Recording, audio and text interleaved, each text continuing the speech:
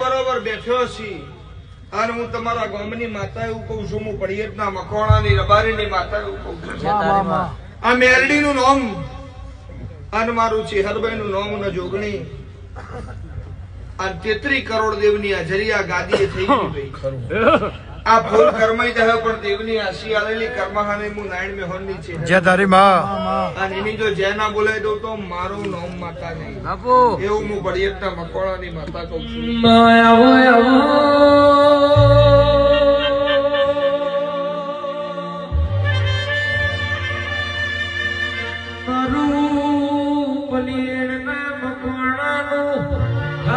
હોનું